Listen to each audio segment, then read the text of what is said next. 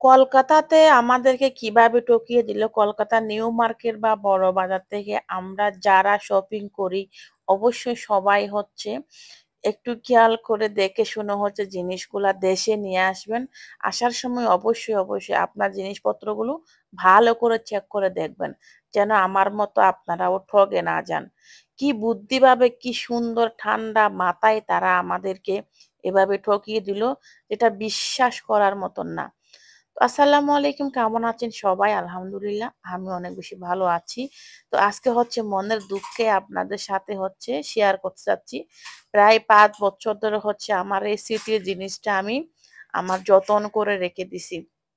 তো এখানে দেখতে পাচ্ছেন বেশ কয়েকটা শাড়ি, আমি আমি হচ্ছে সব শাড়ি হচ্ছে দেশে রেখে আসছি। আমার পছন্দের কয়েকটা শাড়ি আমি নিয়ে আসছি, কারণ আমি হচ্ছে বেশি শাড়ি আবার পছন্দ পরতে পারি না। আমি এনেও হচ্ছে এটা শুধু শুধু রেখে দিছি, কারণ আমি বেশি পরতে পারি না। তো যেটা হচ্ছে আমার সাথে হয়েছে, ইন্ডিয়া থেকে কাপড় কিনে কলকাতা থেকে। তো আমি হচ্ছে 2017 সালে যখন ইন্ডিয়াতে গেছিলাম, তখন হচ্ছে আমি আমার পছন্দ মতো করে প্রায় আমি 6-7টা শাড়ি কিনে আনছিলাম। এই যে দেখতে পাচ্ছেন একটা লেহেঙ্গা শাড়ি, এগুলো হচ্ছে প্রথম প্রথম তখন বের হয়েছিল ওখানে কলকাতাতেই। তো আমি হচ্ছে ওখান থেকে অনেকগুলা পছন্দের আমার শাড়ি নিয়ে আসছিলাম। তো আনার পরে হচ্ছে আমার শাড়িগুলো যখন আমি নিয়ে আসি, তখন আমরা দোকান থেকে পছন্দ করে সুন্দর করে হচ্ছে সবগুলা শাড়ি একসাথে আমরা প্যাকিং করে নিয়ে আসলাম।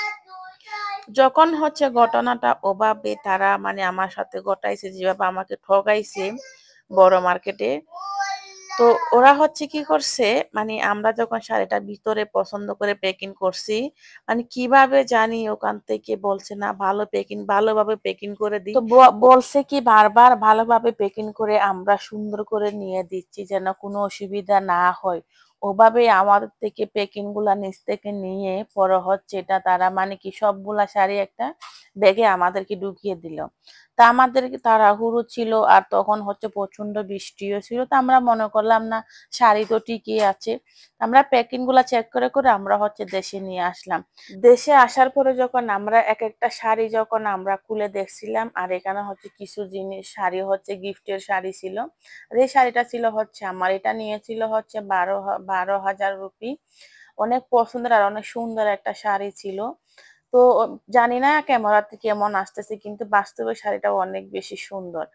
তো পরে হচ্ছে যখন এসে দেখি, মানে খুলে দেখলাম, দেখেন কি যে একটা বাজে অবস্থা, মানে ওই যে পুঁতিগুলা লাগাইছে, পুঁতির যে কি জানি লাটা না কি জানি বলে এগুলা, মানে এমন ভাবে শাড়িতে লেগে আছে। আরো হচ্ছে এটা একবারে মাথার উপরে বা আঁচলের মধ্যে শাড়িটা, মানে দেখে খুব খারাপ লাগছে। তো অবশ্যই আপনারা যারা হচ্ছে এই শাড়িটা তত টাকা দিয়ে আমি কি পরতেও পারিনি একদিন, কারণ এটা পরবো কিভাবে। তা আপনারা যারা হচ্ছে ইন্ডিয়া কলকাতা থেকে কেনাকাটা করবেন, অবশ্যই রুমে এসে আপনারা বারবার খুলে হচ্ছে চেক করে দেখবেন, যেন আমার মতন যেন আপনাদেরও ঠকে না হয়। কারণ এটা হচ্ছে দেশে না, যেন আবার গিয়ে হচ্ছে একটু চেঞ্জ করে আনবো। এই যে আমার 5 বছর ধরে আমি এই শাড়িটা এভাবে রেখে দিছি, কারণ পছন্দের জিনিস বলে কথা। কিভাবে যে আমাকে ঠকিয়ে দিছে দেখেন আপনারা, কত রং।